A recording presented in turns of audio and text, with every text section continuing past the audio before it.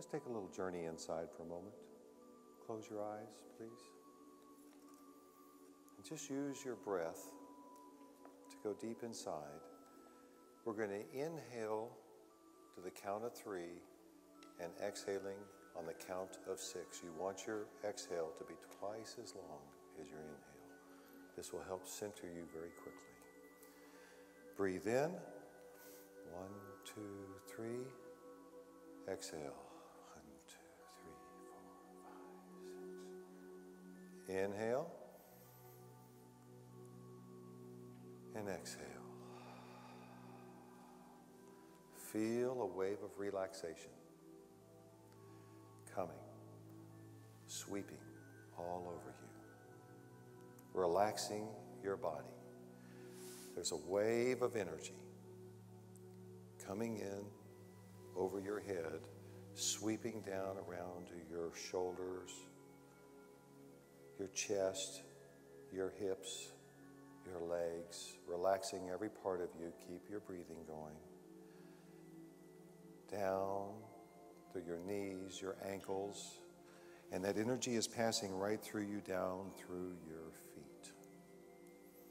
And just see roots growing out the bottom of your feet.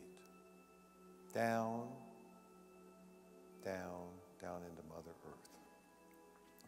Slowly going down more and more and spreading wide. This is a connection you always have with Mother Earth. And it's one we always need to anchor us with whatever's going on in our life.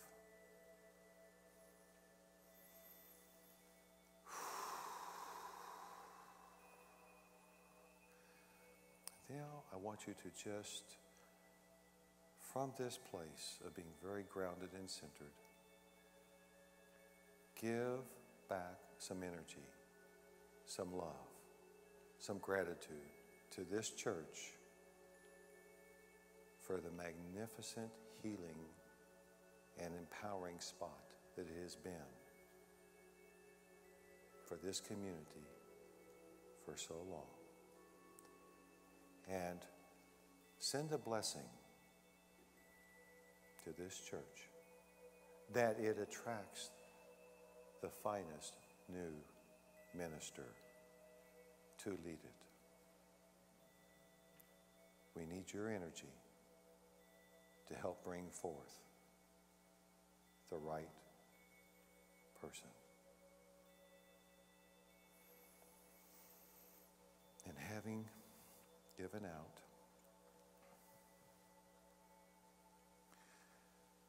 I want you to walk down into your heart. See yourself walking down the steps from your mind into your heart.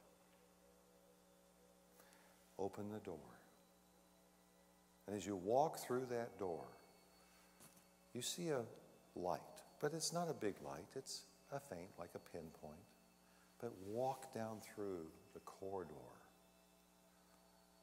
towards that light, further and further and further. As you do, the light gets larger and larger around you. Keep on going. Allow yourself to merge with that light. Your real self, your God self, your divine self. And from there, start to review some of your life experiences, whichever ones come up. And look how each one of the ones that come up for you have caused great growth for you. And whenever there has been great growth, there will be great healing of something from our past. And whenever you have great growth and great healing, you're going to have great empowerment.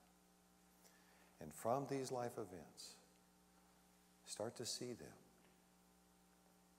Not that they weren't difficult, yes, many of them were, but that they were gifts to heal you, to cause you to grow, and to empower you. And from that awareness, say thank you. Say thank you. Say thank you.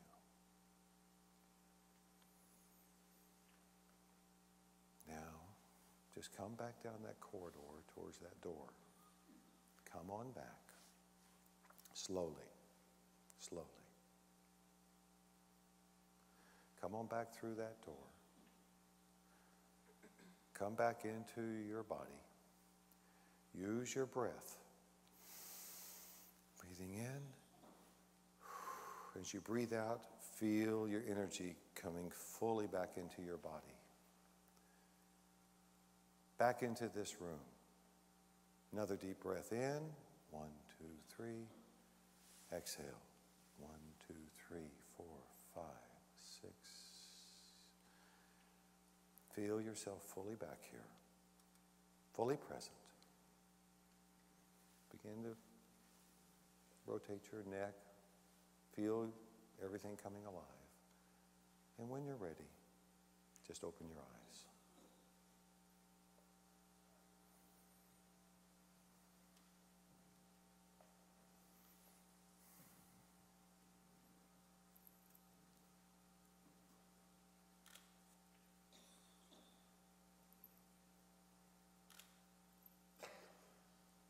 Are we back?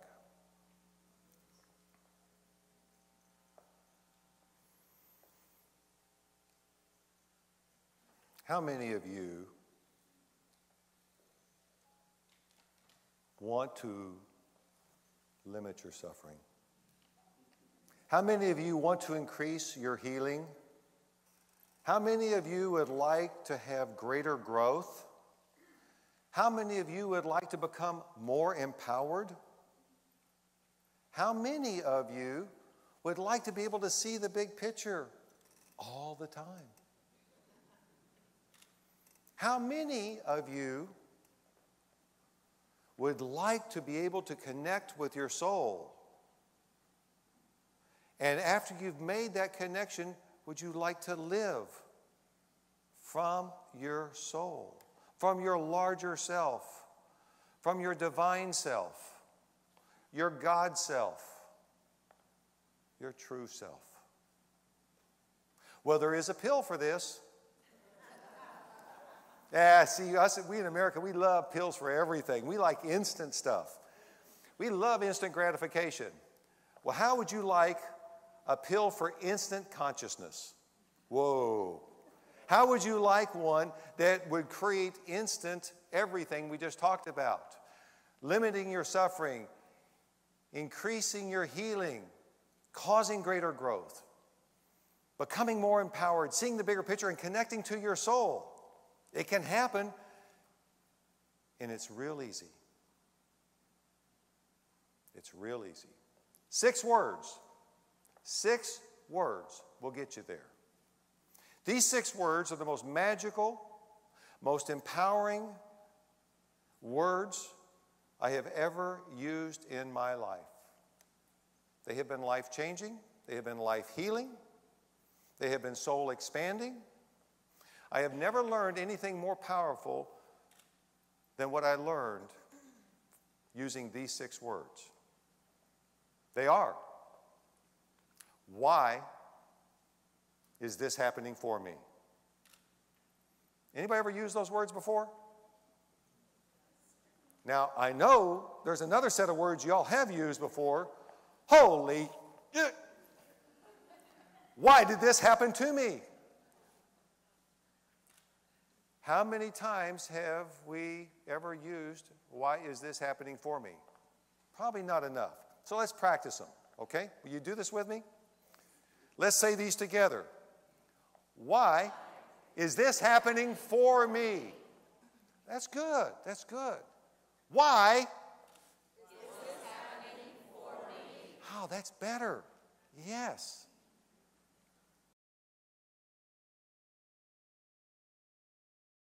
Yes. All right, there we go. We know how to say them.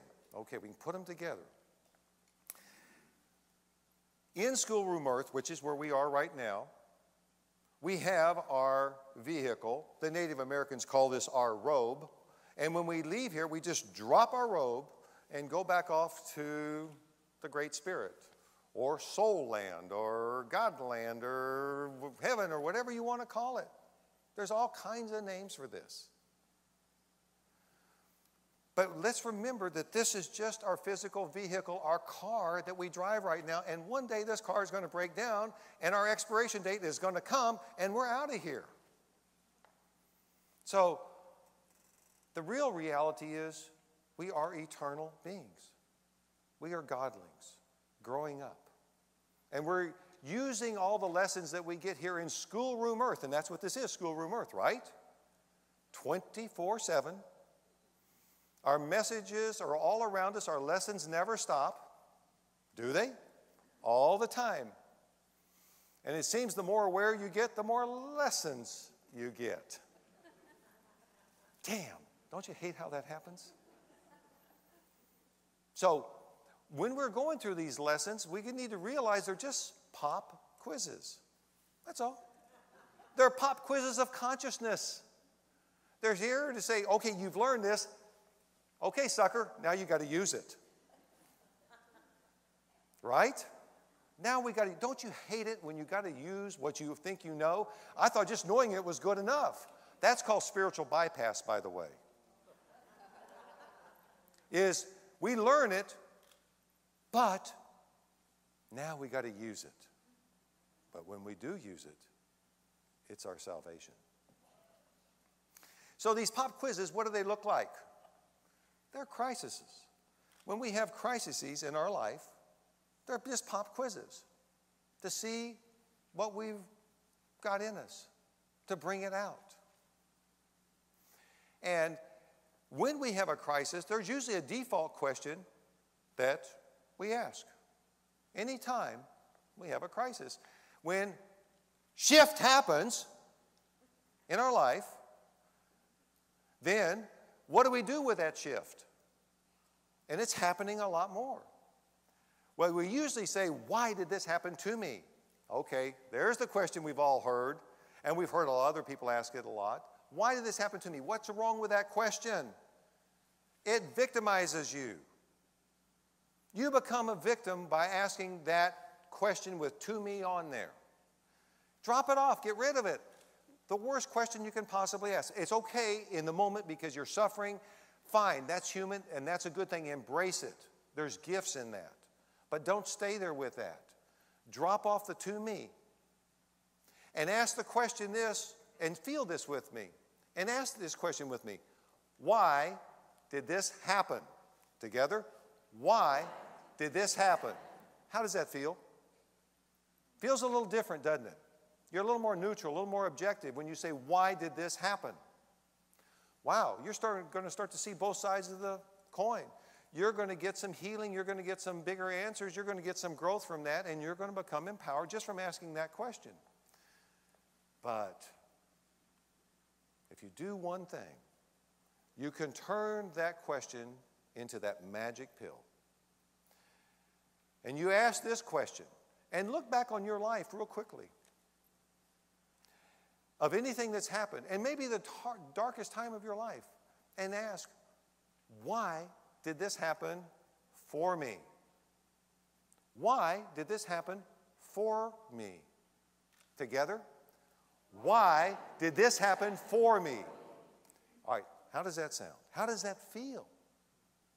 Because when you ask that question, you can go back to any life event, and you can put it in a much larger picture, much larger context, and you will see the gifts, the healing, the growth that came out of it, how you became a new person from that.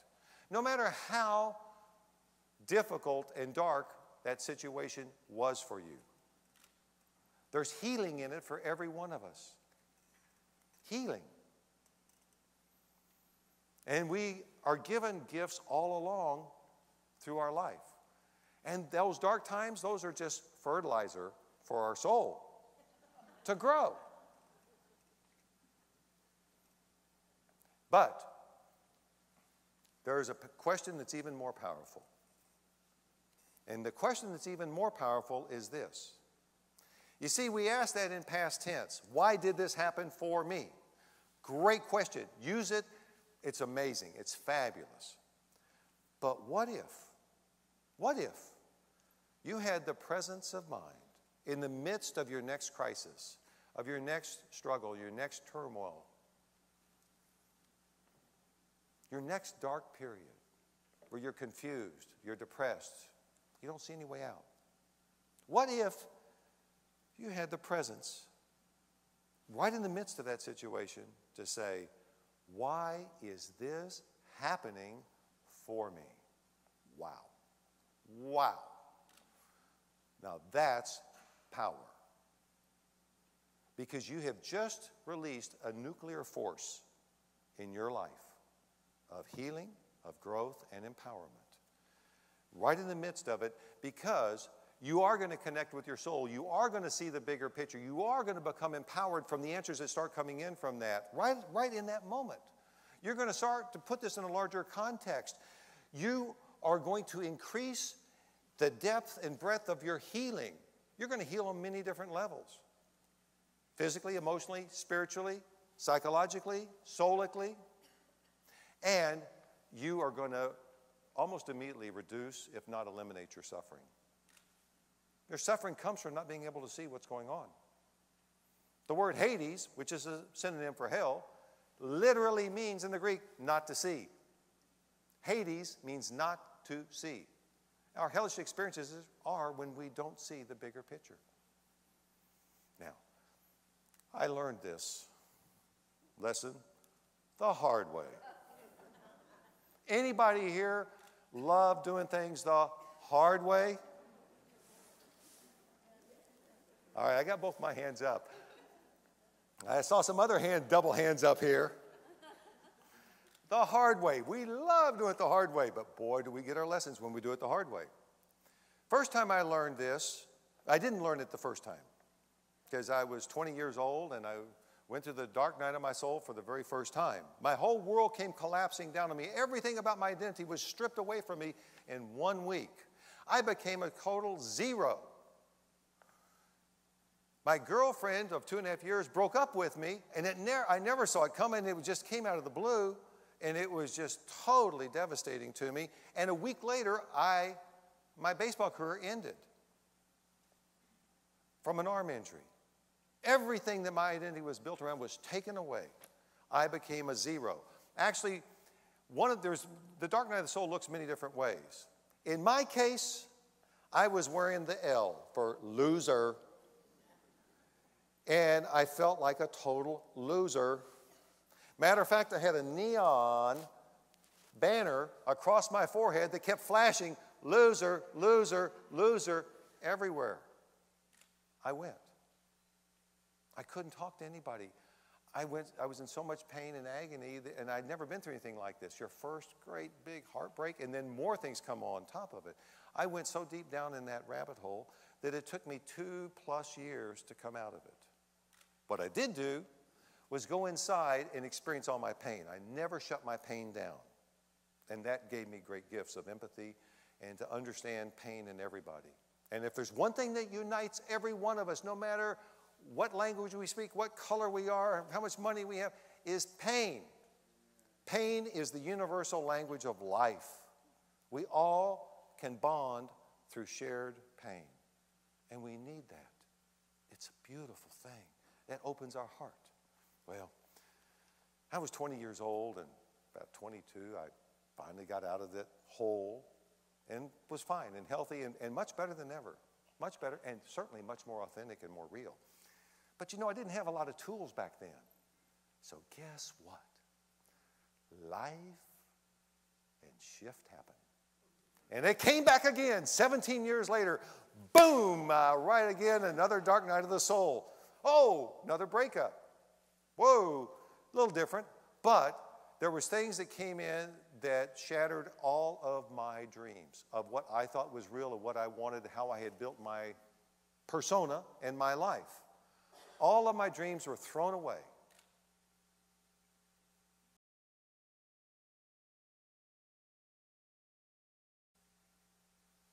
And that dream of having that ideal relationship which is my greatest dream of my life, thrown away from what I thought at that time. But I knew a lot about the soul by then. And I knew, remember those things you say we know and we have to start using? What a pisser. Well, so I had to use this. Everything I knew. And I realized that I must have seen something so beautiful before I came in, that I would put myself through this type of situation that caused me this type of growth, that I needed to go through this hell to get over here to a heaven that I must have known was so beautiful. You know what? That thought healed me.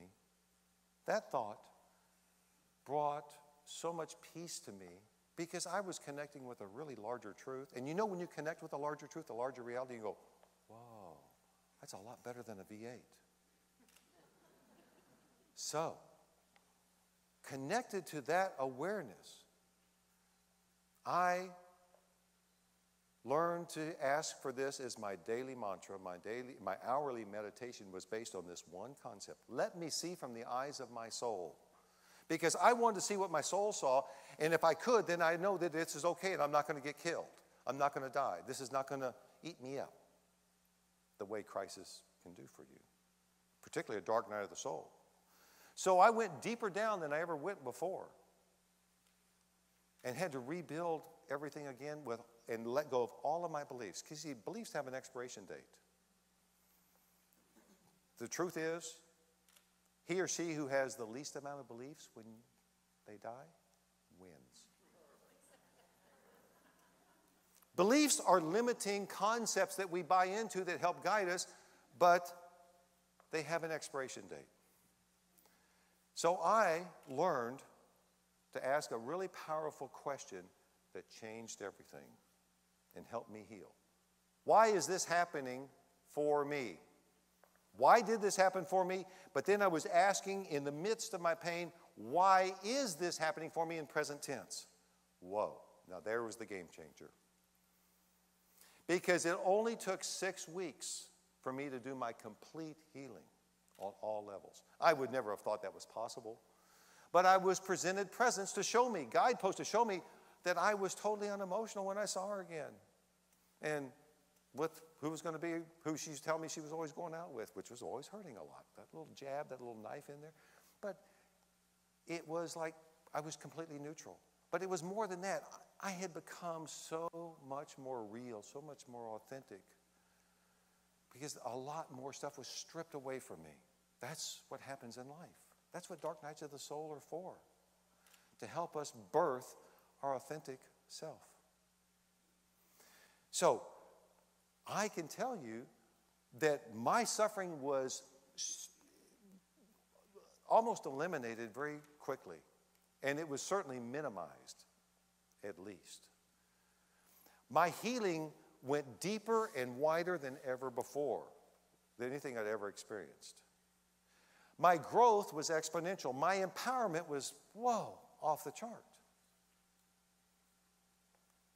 And most of all, I was able to see the big picture and connect to my soul and stay connected to my soul. I've learned anytime you need to connect with your soul, just ask that question. Why is this happening for me? Why did this happen for me? You will connect right away whether you want to or not. You're connecting with your larger self, your bigger mind. You're seeing the bigger picture. That is your soul. Now, we live in a time when we are all learning to become conscious of our soul and what it does. What are the laws that govern the soul? And what is soul evolution? We are souls in evolution. And that's the real evolution story. It's soul evolution. And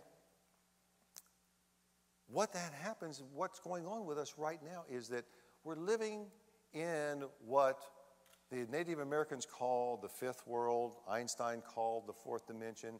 I like to use the term egalitarianism, where it means equalitarianism. We are moving into creating a world of equal shared power. where there's a balance between the masculine and the feminine. There's no more superior, inferior relationships or dominator models. We are birthing this. We're creating this here on earth right now.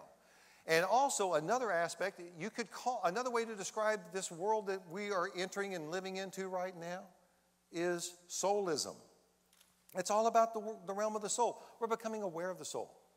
It means everything to us. We're learning to feed our souls the way we feed our body. How many of y'all work in corporate America? Is it soul enriching or soul deadening? Do you have to find other ways to feed your soul? Yes. Yes. And is that not just as important as the nutrition we put in our body? Yes. Absolutely. So this is where we're living right now.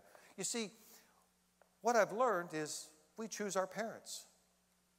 We choose our biological family. They don't choose us, we choose them. For the lessons we want to learn as a soul. What are our soul lessons this lifetime? So, because we choose our parents, we choose our biological family, because they're going to be our first sets of lessons that we want, that we need for our soul growth. By the way, what is the purpose of life? Anybody got answers to that? How about if I'll just offer mine. Take it if you want, but this is what I've learned. And I've never found it to be wrong. The purpose of life is soul growth. Soul growth. Everything happens for our soul growth. You see, that's one of the conspiracies in life. One of the great conspiracies I learned is that everything happens for us. Everything happens for us. So back to the family. So we pick our family for our first sets of lessons. And they may be people we want to hang out with the rest of our life. And then they may not. Because you know it's in the manual, page 168, you can divorce your family. And any relatives you want to. There comes a point in time when you have to create your own world, your own reality, and your soul family. And that's the family that really feeds you. That's the family that feeds you the most, is your soul family and your soulmates. And soulmates can come in different packages. But you know, because of our family, we're like we're all immigrants here. We're strangers who've landed on this foreign shore with these strange people, with these strange ideas, these strange languages and cultures and beliefs. Whoa, this is a total shock to us as a soul. We pick up their biases, their hatreds, their fears, their prejudices. And we have to discard them because those beliefs have expiration dates. There's a very, very powerful song written from the musical South Pacific by Oscar Hammerstein. He wrote these lyrics. These are probably the most powerful lyrics of any song I've ever heard in my life. And one that will challenge you at the deepest level, but will also cause the greatest amount of healing and greatest amount of growth when you realize how profound and true they were. Written in 1946, coming out of World War II, all about making America look at its racism, its bigotry, and challenging us about anything where we're deeming somebody lesser. It could be our homophobia. It could be whatever, where we don't embrace each other as equals. I would like for you to listen to these words. Oscar Hammerstein, when he was, before they were casting the show and they had their money backers, and one of the money backers came to Oscar Hammerstein and he said, "This song must be cut out of here. We love the musical, but this song can't be in it." And this guy, and Oscar Hammerstein was a brilliant progressive who wanted to expand the hearts of America and make us look at our shadow. And he said, no, that song is staying in this musical. Matter of fact, it is the cornerstone of this musical. It is what this whole musical is about. You can take the door. This song is not going. Carla Edwards is about to share that song with you, and listen to these lyrics. Take them in. You've got to be taught to hate and fear. You've got to be taught from year to year.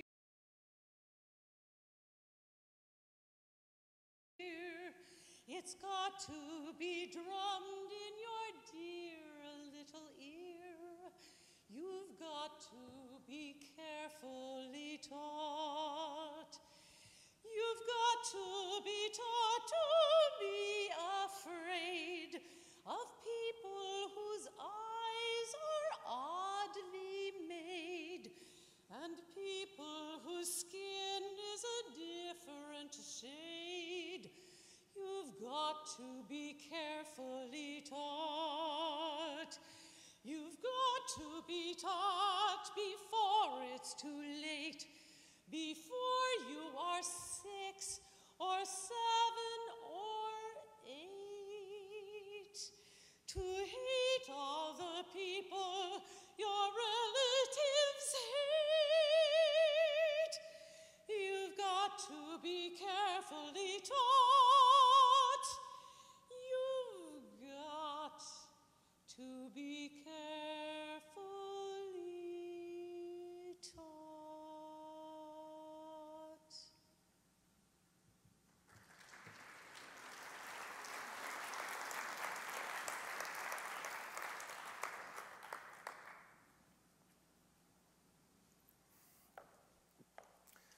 Stunning. Thank you, Carla. Anybody crying like me? Unbelievable what she just did with that song. That's a truth of what it is down here as human souls in planet, in schoolroom earth. These are some of the things we have to challenge, beliefs that we have to let go of. And if we don't let go of them voluntarily, we're going to have situations in our life that are going to strip them from us because they stand in the way of us manifesting our soul and living our soul song of who we're all here to be.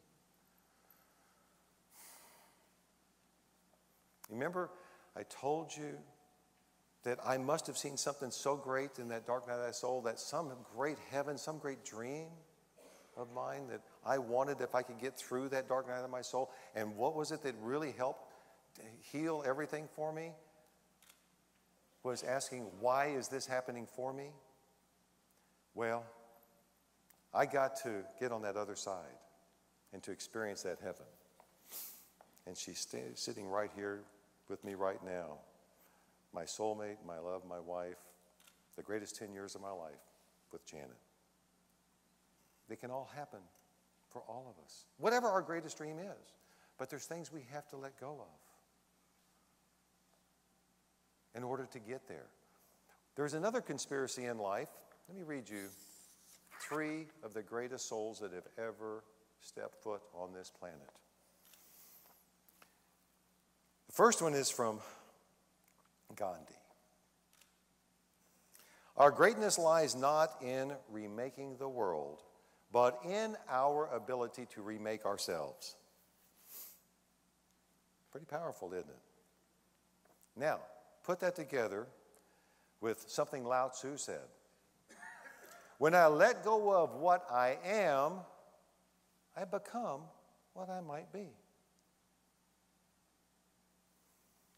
And then couple those 2 great souls with the heart-mind consciousness of Jesus when he said from the Gospel of Thomas, if you bring forth what is within you, what you bring forth will save you. If you do not bring forth what is within you, what you do not bring forth will destroy you. Oh, by the way, that's the formula for salvation.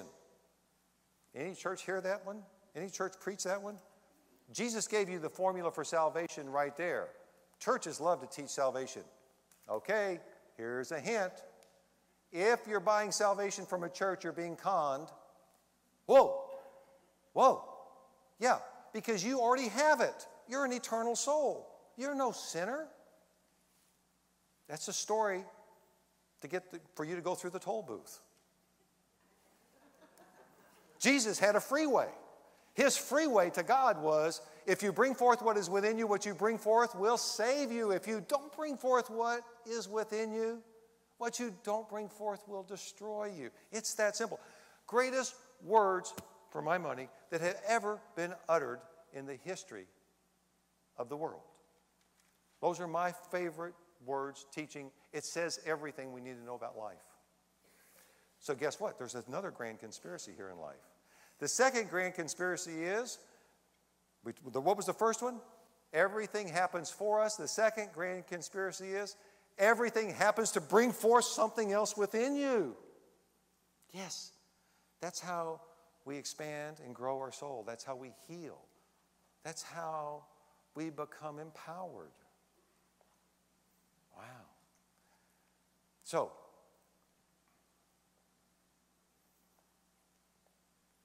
the question I asked earlier, do you want to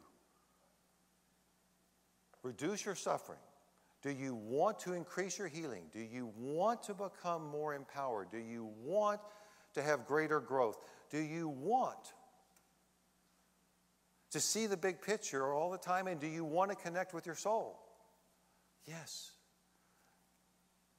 If you do, what is the question we want to ask all the time? And particularly when we go into the middle of our next crisis, our next darkness, no matter how deep and how difficult it is, why?